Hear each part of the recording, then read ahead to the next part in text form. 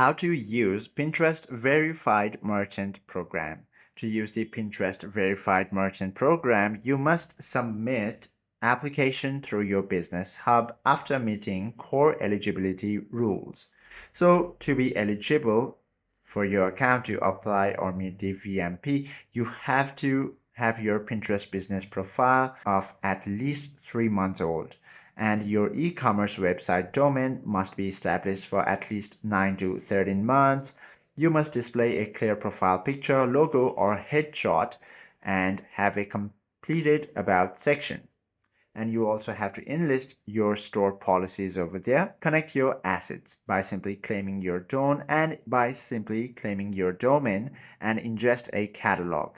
Then fire conversion events. Then apply it inside your Business Hub. All you have to do is now log into your business account using a desktop web browser.